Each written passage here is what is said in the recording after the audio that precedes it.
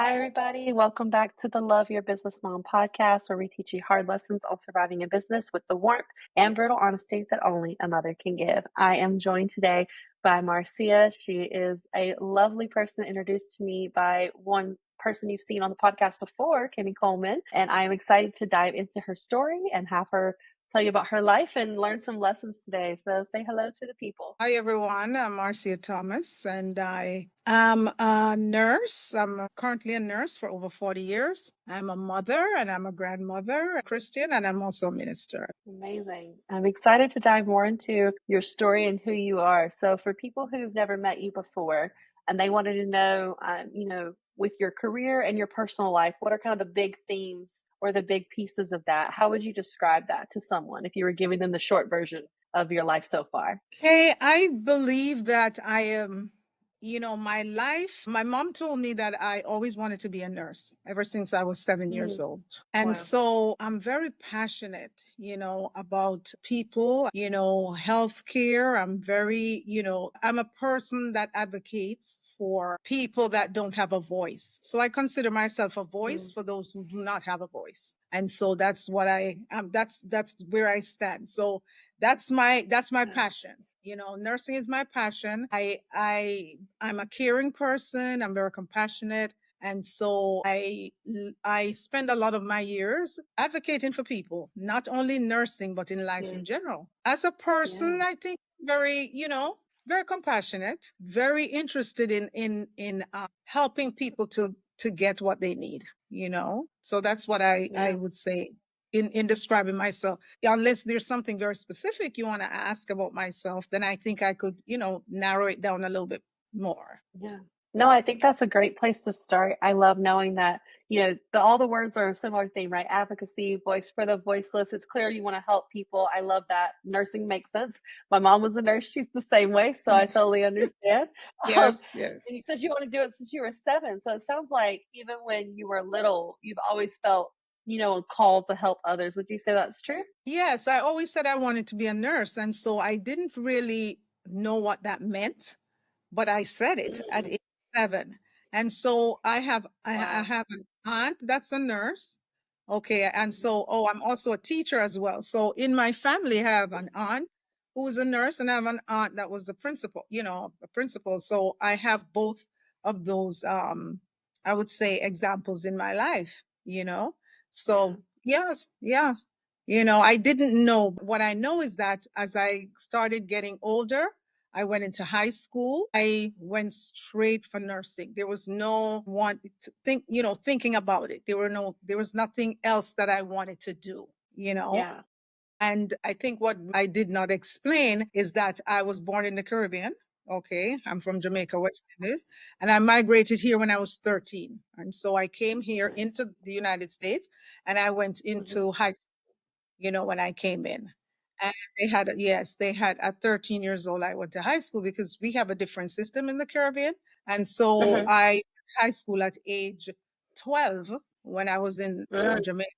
And so when I came here, it was a little challenging for this system because they felt that I yeah. belonged. And I said, no, I went 1 year of high school already. So it was a little There you challenging. I go. went straight into nursing. They had a nursing program at the school, and I went straight in there. And, I graduated when I was 17 years old, and I went to Hunter Bellevue School of Nursing. And so there was no second guessing what I wanted to be. I just had this Mhm. call. And I believe that nursing for some people, for myself, is a calling. It's a calling. That's beautiful. And so when you were going throughout your nursing career, did you pick a certain specialty and stick with it? Did you do different roles in, the hospital or the clinics that you worked in? Can you tell us more about the types of nursing you did? Right. So I started at the foundation where you do the general nursing, medical, surgical nursing is called. So I did the medical, surgical Mhm. nursing, and then I branched off into the specialties. So I worked Mm. in different specialties like ophthalmology. I worked, in neurology. I worked in pediatrics. I love pediatrics. It's a great thing to take care of those little ones. And I did that Yeah. as well. And I also was a home care nurse. So I was a visiting nurse Mm. here in New York. And there was something that really was able to focus me into my career.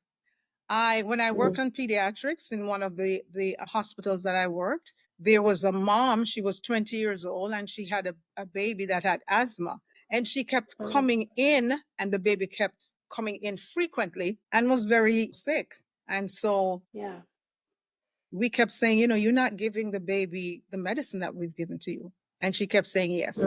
But anyway, what happened was I transitioned out of pediatrics and went into home care, where I was visiting homes of women with mothers and babies. So I was seeing mothers with newborns, helping mothers adjust to breastfeeding and all of that stuff.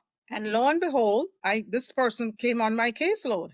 And when I went in there, it really alarmed me, because the reason that the baby was sick, it was environmental. When I went into the home, it was very damp. One of the windows was missing, a very large window. It was in the winter and it was missing. You had bird droppings, she had rats and all of that stuff in the home. So the trigger for the baby was the environment. And so I became even more passionate in my voice, because when you see patients in the hospital, you really don't see the full picture.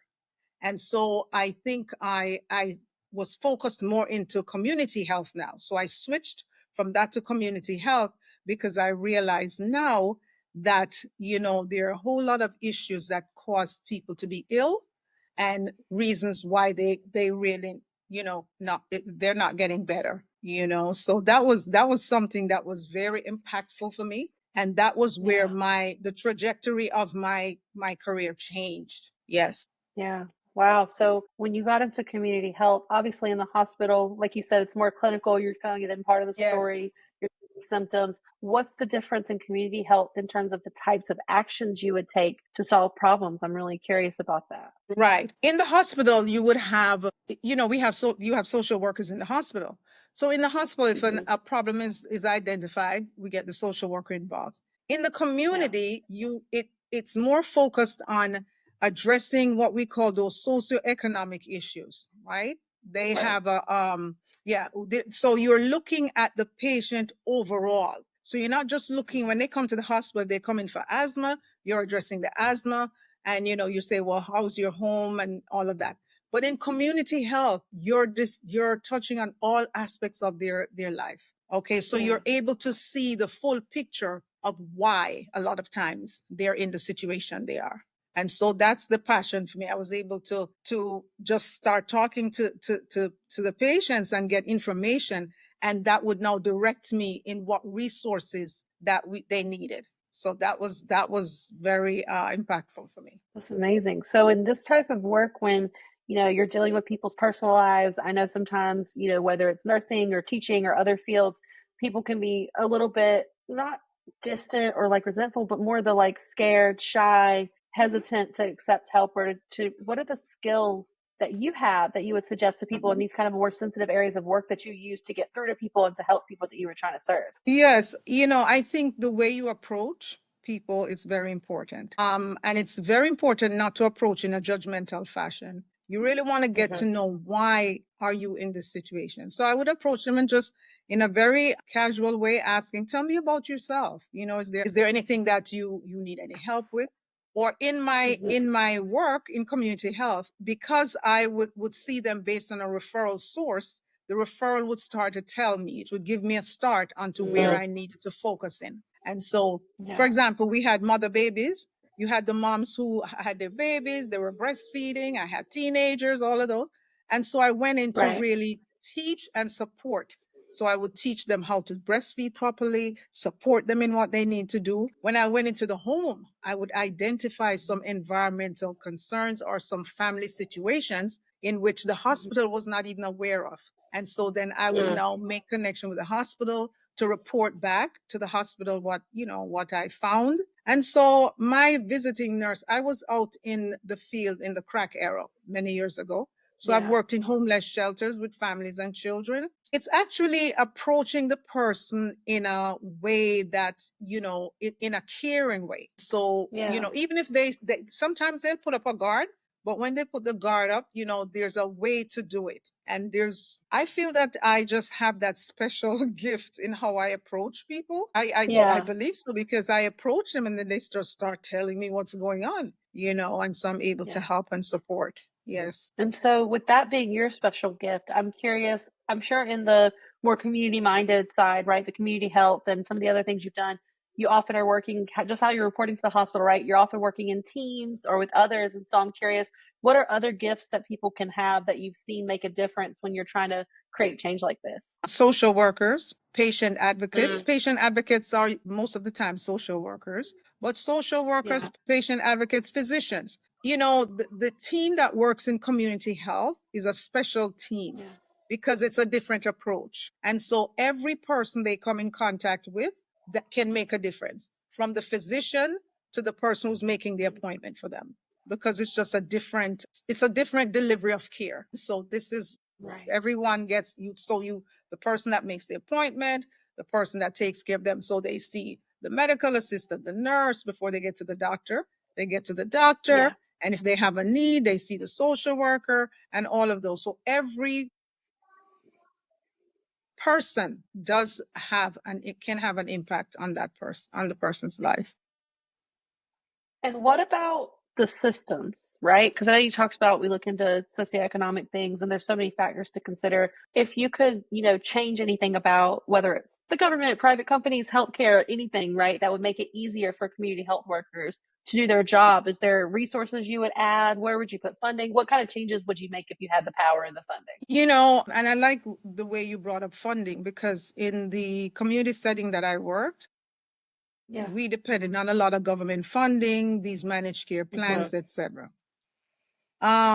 I would like, and I took care of the patients I took care of were the underserved, Yeah. uninsured, all right, migrants, Mhm. undocumented immigrants. I took care of those. I think Yeah. what I would change, healthcare is a right. That's just my big banner. Healthcare is a Yeah. right. And regardless of your ability to pay, I think everyone deserves healthcare, and really good quality healthcare. Okay, so if I had anything to change, just the way the insurance plans operate, and how they Yeah. decide who can get treated with certain things, I would have to change. I think I would prefer if they would do it. I understand, like in Canada, where they have, Yeah. you don't have that problem, right? You don't have Yeah. that problem. That's what I would love to change, the way the healthcare system is in actually Yeah. deciding who gets care and who should not. And I have experienced patients who have unfortunately did not survive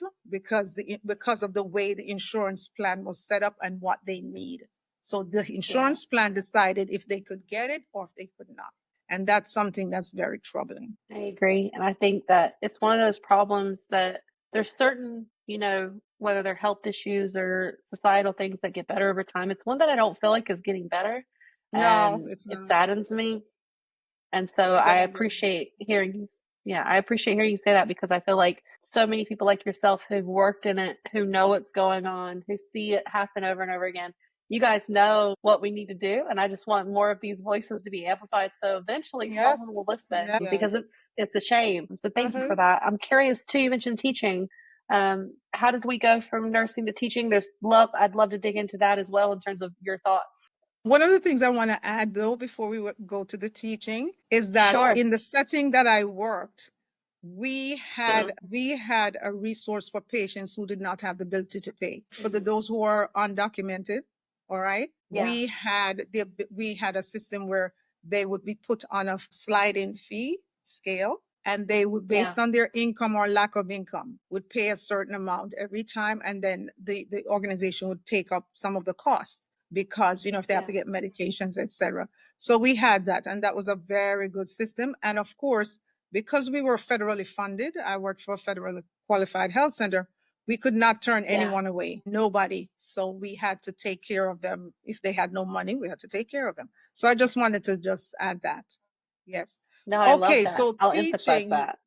right, yes, yes. Yeah. Yes, to your question about teaching, I also feel that Yeah. I'm a teacher at heart because Mm. it's like those two, I think they merge. So I started my teaching career by teaching nursing students. I Mm. worked for a college, and I would take nursing students into the hospital to teach them how to care for patients. Yeah. So the specialty that I worked in was obstetrics, right, with the newborns Hmm. and those who are just delivered and stuff like that. And I was very I'm excited about teaching because Yeah. I think that, yes, I think that when you're teaching someone, you're actually depositing in that person.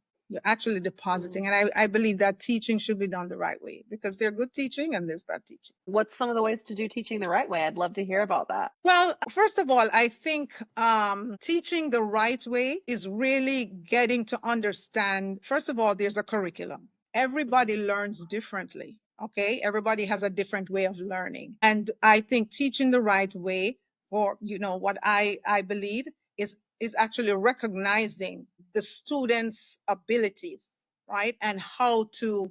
to teach them in a way that they can be successful because I don't believe you can just teach in one way and then if a student is failing, you need to be able to identify why is the student failing.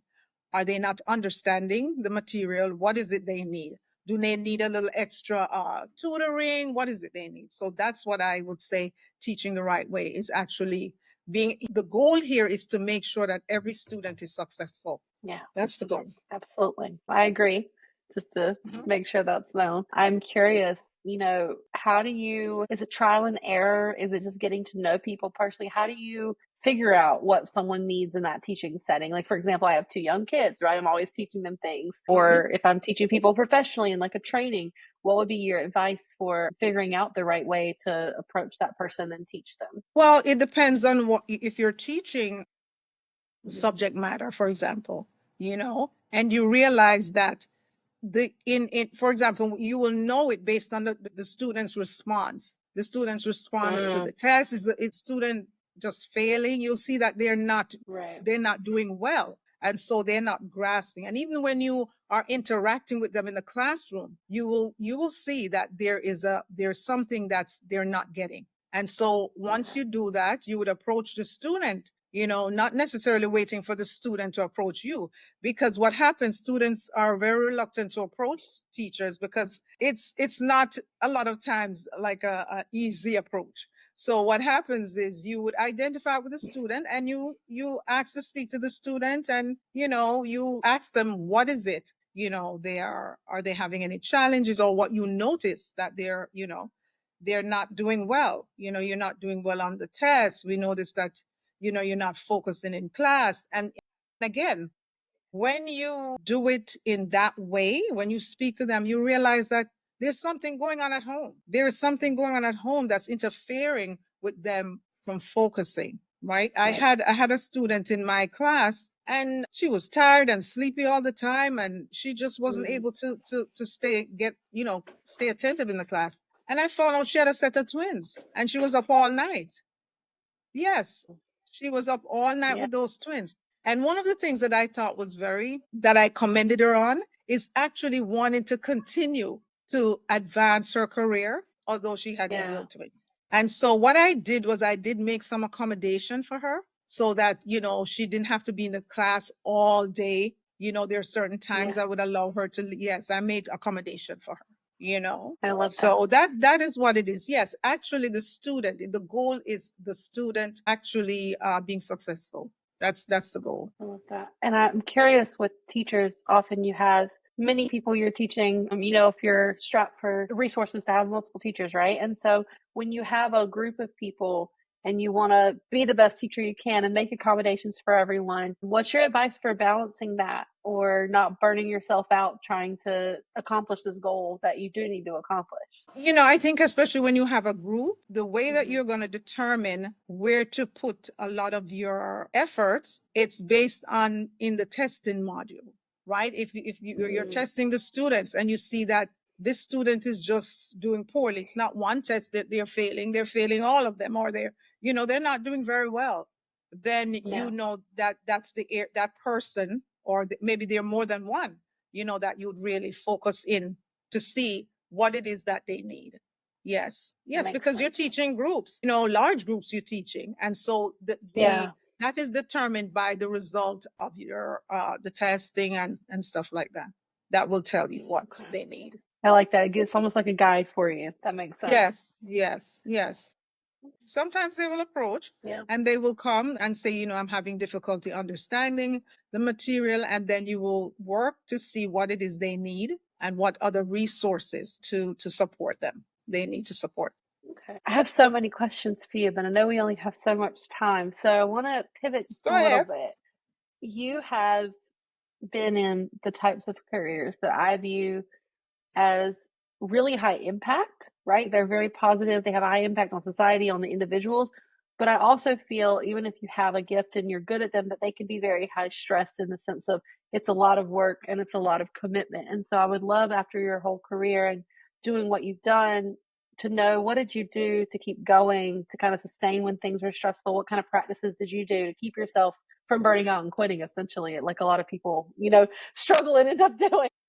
Yes, yes. And, there are times when you burn out and then you start all over again. You burn Yeah. out and then you feel, take a little time off. I think it's important to recognize that you're stressed. That's number one. And there's Okay. some jobs that it's just the nature of the job and it's very stressful. So a decision has to be made when you take on this role, recognizing that this is a stressful role. So I think it's actually taking time off. That's very important to take time off so that you can reboot. Take those rest days. The jobs, a lot of the jobs have, personal days. They give you your birthday. They give you things like that. And to actually take Yeah. that. I think what happens is that sometimes you can get so passionate and so focused that you neglect yourself and yourself is in it so much that you lose yourself because you're giving so much. And what I had to learn is that you cannot give what you don't have, right? Because if you keep pouring and pouring and pouring, you're going to run on empty and you won't have anything to give. And that's where someone starts to break down in a physical kind of way, an emotional kind of way. So it's actually, utilizing what is available, making sure that that happens and recognizing when you need to step away, you know. Mm. And there's sometimes that it gets too much and you really have to make a decision as to, this, really can't do this anymore, because one should really make themselves the priority. And sometimes as women in certain professions too, we don't make ourselves the priority, We right? We don't. just give and give and give and give and give till we're empty, running on empty. So, yes, we run on empty Yeah, sometimes, but it's actually, recognizing that that's what you can't give what you don't have. Yes. I agree. That's a beautiful way to say that. I'm just thinking too, like, what if you're in these situations where you're starting to feel the signs? Like, you know the signs, you're like, I'm stressed, work's been crazy, I'm dealing with all these things. But maybe you don't really know what the problem is, right? Kind of like the kid with asthma. That's what I keep going back to. It's like, okay, we gave you the medicine. We don't think you're giving them the medicine. We look closer, we realize oh, their home environment's making them sick. So what is your way with yourself if you're like, I'm stressed, but like everything's the same? What's different? How do you kind of determine how to make like what's going wrong and what choice you need to make? If you're like, what if it's my job? What if it's my health? When you don't know. Right. I think sometimes we know. Sometimes Mm, we know, right? And the reason we know is because there's a symptom. There's a symptom. You can't sleep, you're tired all the time, you're anxious, all of those things. So there's a symptom that will tell you that there's something wrong. And what right. happens is when you get in tune with yourself, it's actually getting in tune with yourself, you will see what the Mm, triggers are. They're triggers. They're triggers that will say, okay. this is what's happening. And then you need to now pay attention to that and determine what are you going to do to address that situation. Yes, That because makes it sense. can be overwhelming. It can be very overwhelming. I have been in administrative roles that those roles are intense. Yeah. Those roles are intense. There are no boundaries on those roles. But what I Mm-mm. had to do, I had to set the boundaries. I had to say to Mm, my boss, listen, these are the things that I will do in the confines of what your role is, your job description.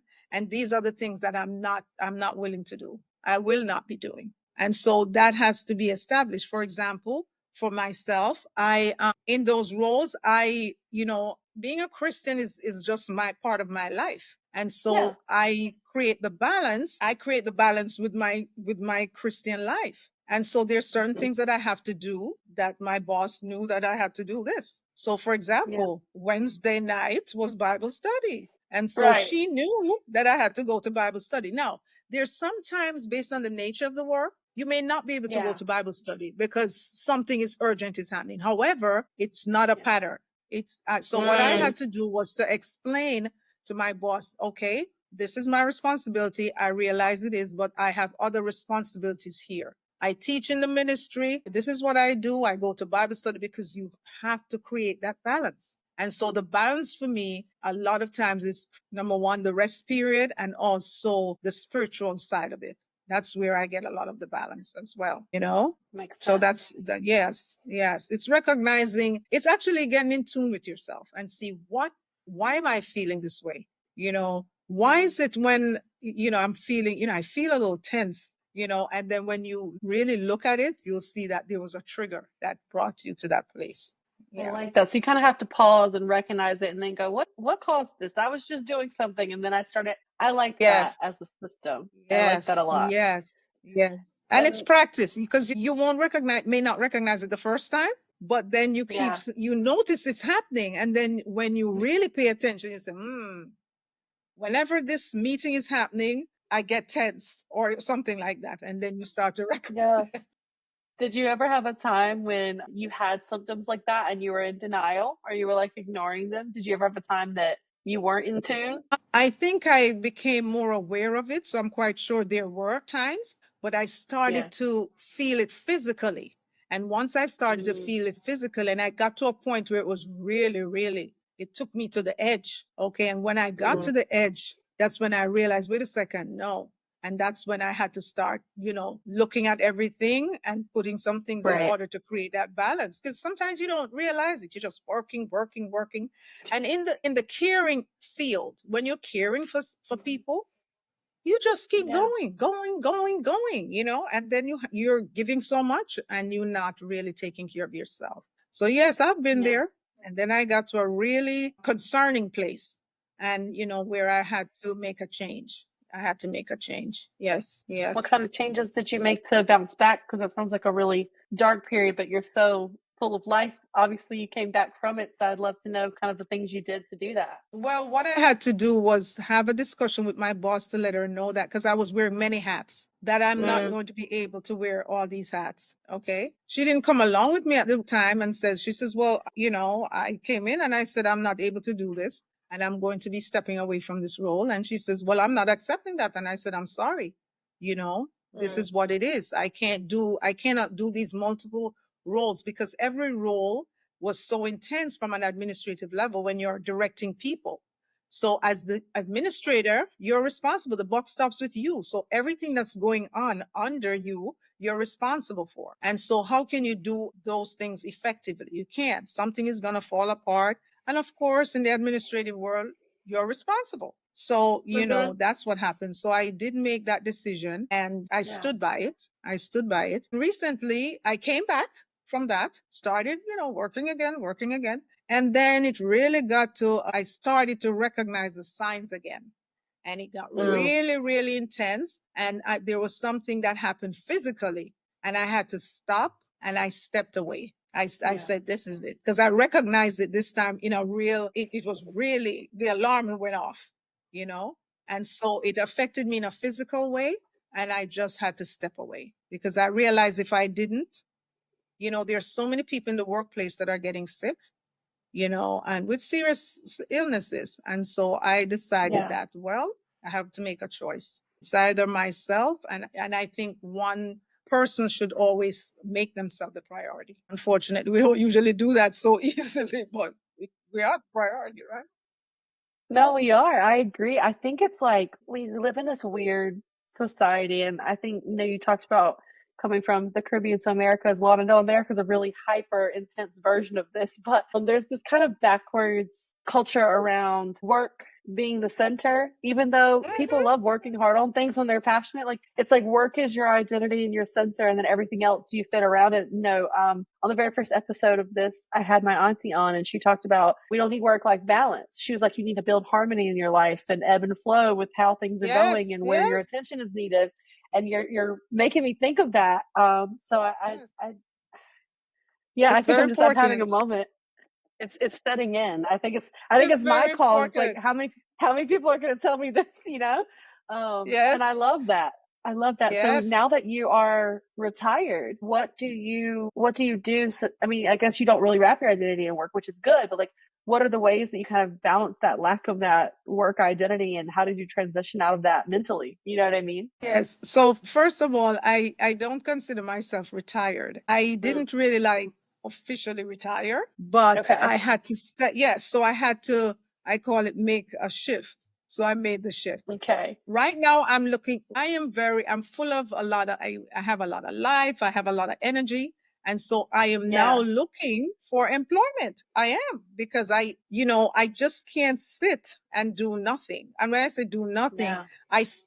I believe that I have a lot more to pour into others. And I feel like that I just can't just sit. That would just be a waste. So right now I'm actively looking for Okay. employment, so What that kind I of can, oh it sorry, go ahead. depends.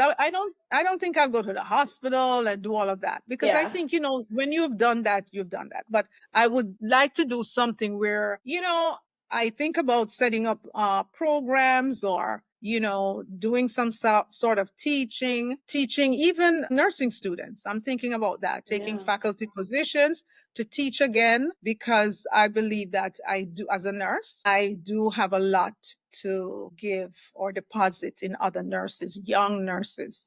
I'm a little troubled by what Yeah. I see now in the nursing profession, because I'm a Yeah. real old time nurse. Yes, I'm a real old time nurse. Well, I believe that we've become so modern that the nursing mm, profession has lost its professionalism. It has lost something from when I started as a nurse. yeah. It's so, yeah, it has lost something. That's what I have observed.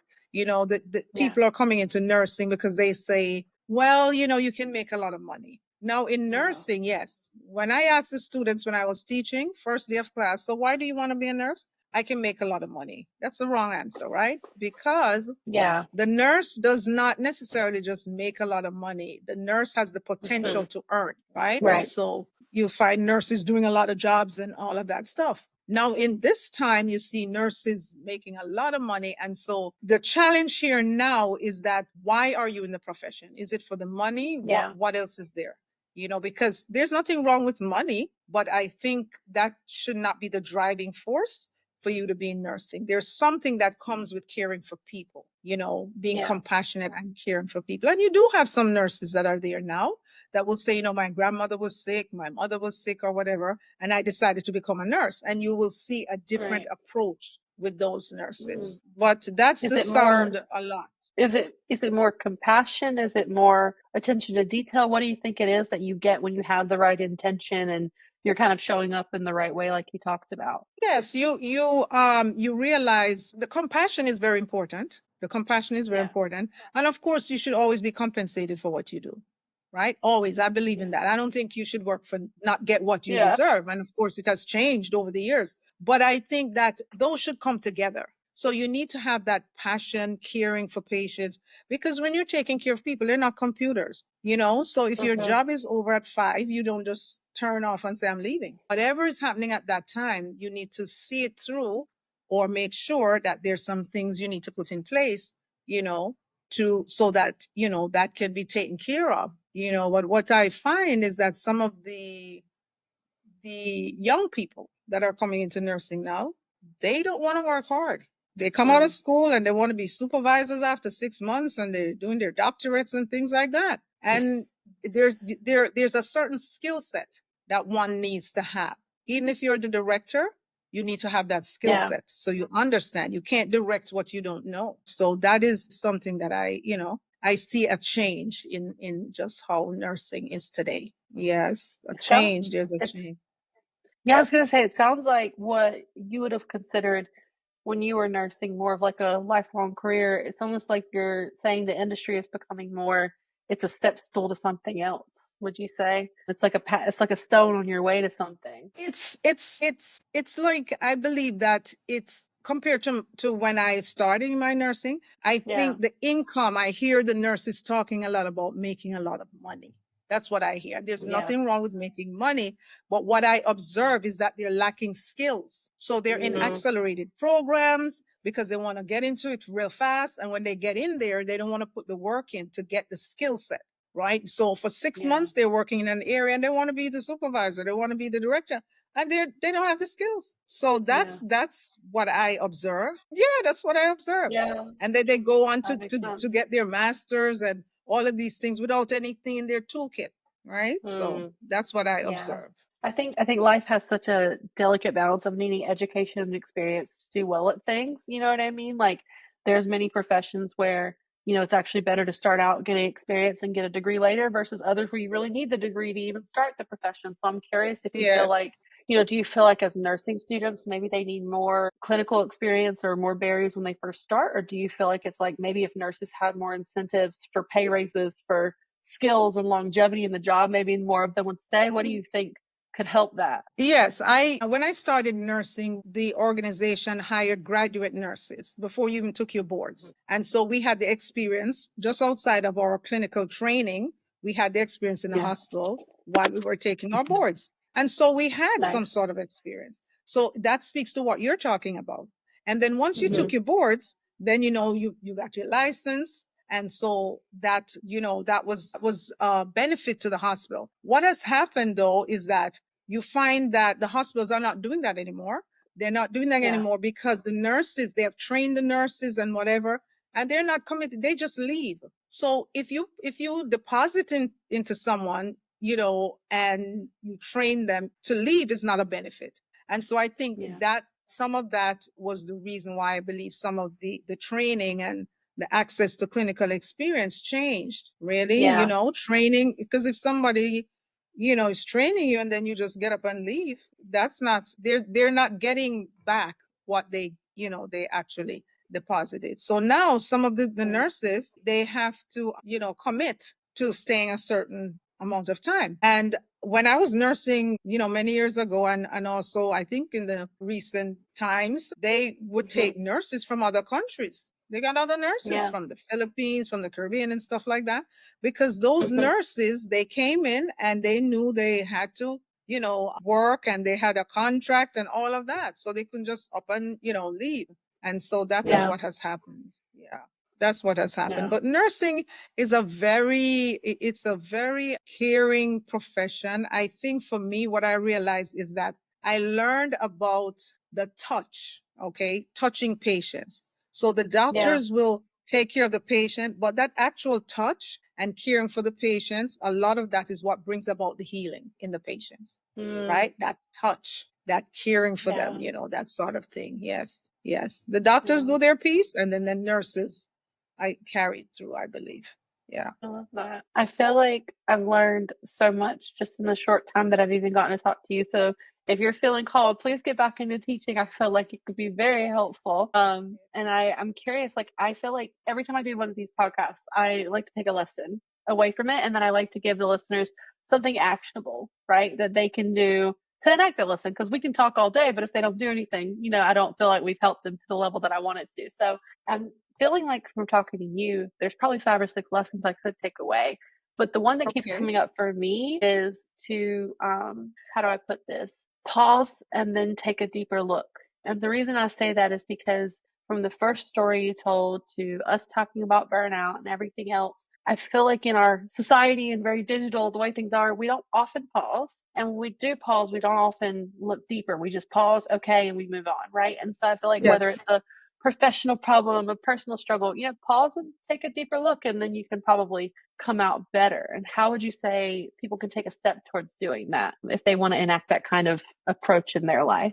I think first of all, as we spoke about, actually recognizing that one needs to create a balance in Yeah. we need a balance. We need to start there, because I think sometimes we're working backwards. We get Mm. into, a situation, and then now we want to create the balance. But I think coming out, recognizing that in everything there needs to be a balance. Yeah. Balance is key. You need to reboot. It's like if you keep working all day and you don't sleep, that's not good, right? So that Yeah. your body can replenish. So we need a balance, and whatever you're doing, You first look at yourself. You Yeah. are the priority, and that's where it Yeah. starts. Number one is yourself. You are the priority. You need to create a balance. And that's the approach in approaching whatever you're going to be doing. You need to look for the balance, need to Mhm. utilize whatever, that's available. For example, you have people working and they have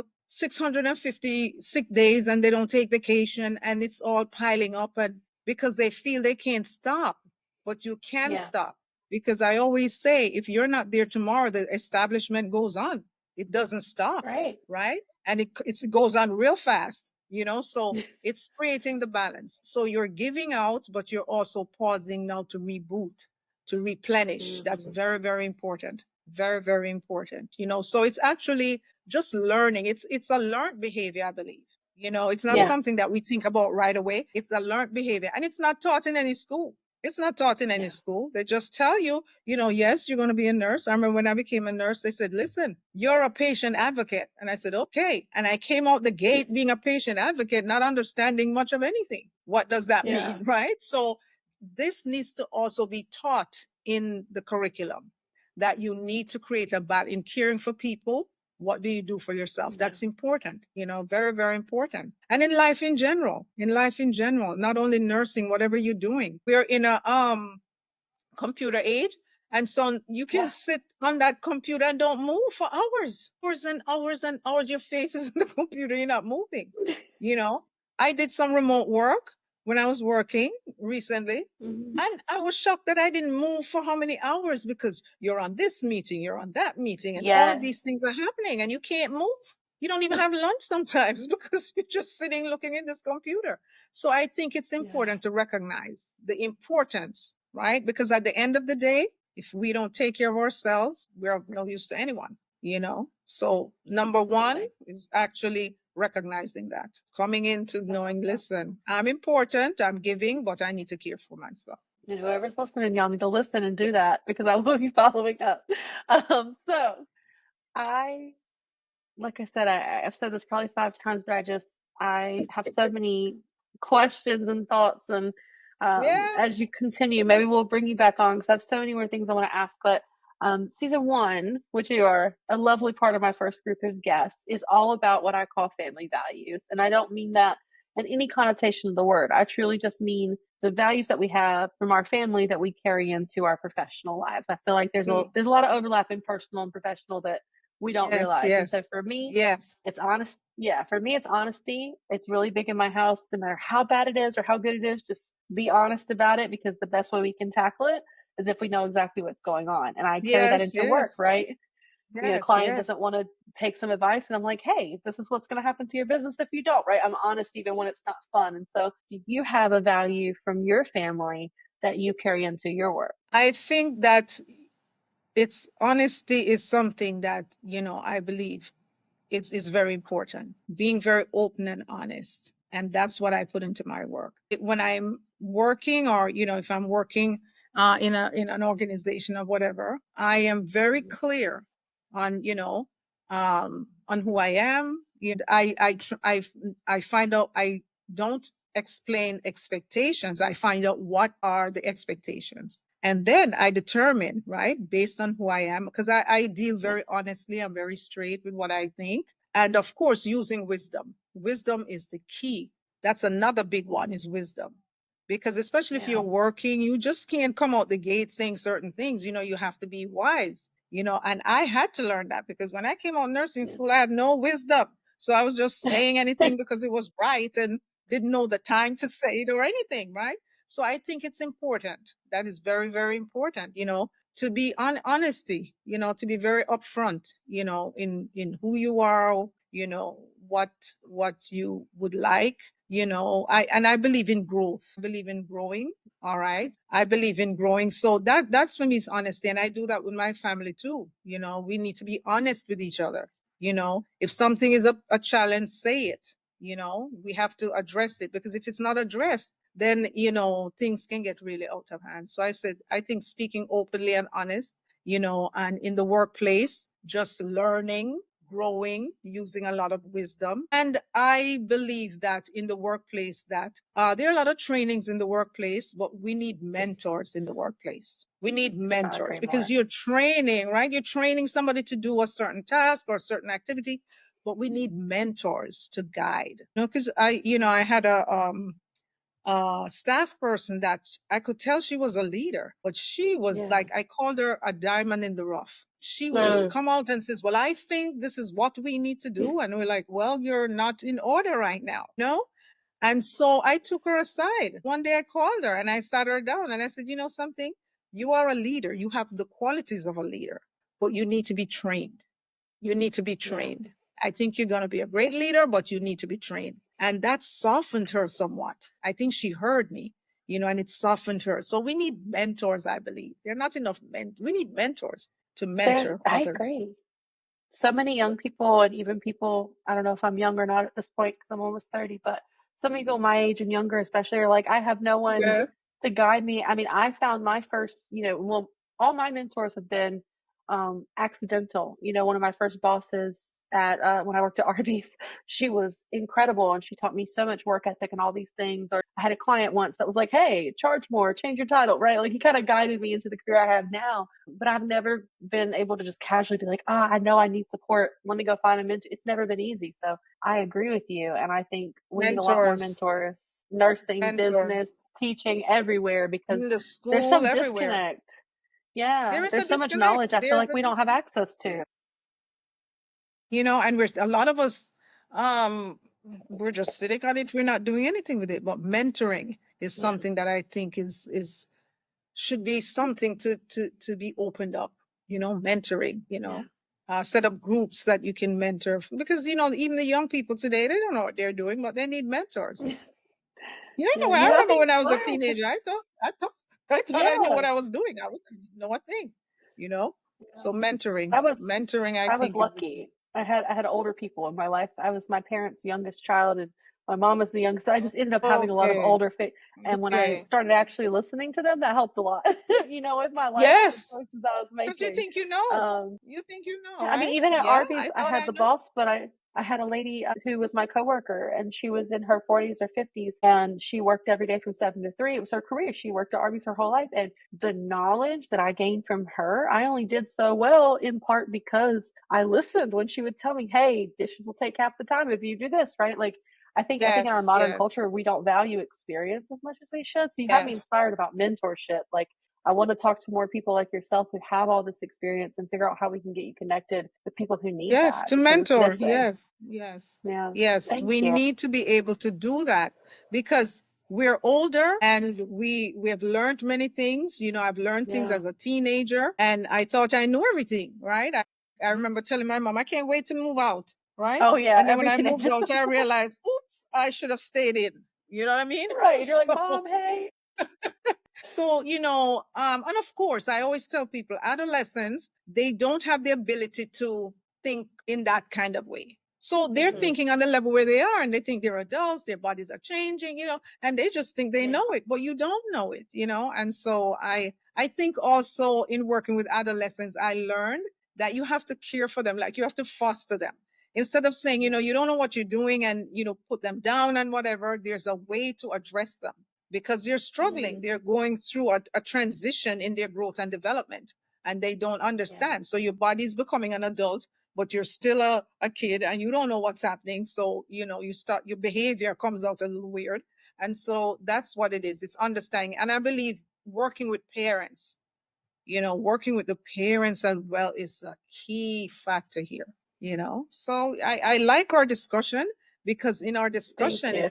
it's actually provoking me actually to go into certain directions. So I like this. It's provoking me to start to consider, right? Certain things. Yes, I'm so grateful to hear that because I'm also just getting so inspired by this, and that's Okay. the goal. I mean, the whole podcast. You heard my intro in the beginning. I want to teach people these hard lessons and give it to them with some warmth, but be very honest about what it is that they're trying to, take away from it. And so I just am so grateful to you for being a part of this. We'll give Kimmy Of another shout out course. for introducing us, and I can't wait to bring you back as you get into your new ventures to talk about all the new things you're learning. Yes, I can't wait to come back. I'm excited about that. Well, You thank have a you lot to again. give. Now, I love it. I love it. But we also will give you time to restore. Is there anything as we head out that you want to give people if they want to connect with you, whether it's, follow me here or care about this cause? Is there anything you want to, plug to the listeners and kind of let them know to leave with them, whether it's how to get in touch with you or something you care about? I'm a baby boomer, so I'm learning a lot of these Instagrams and all of that. So Mhm. Kimmy helps me with this kind of technology thing. So I don't know, what would you suggest? What would you suggest that would be the best way to get? Personally, with your professional goals, and I did this to my auntie, I do it to a lot of people.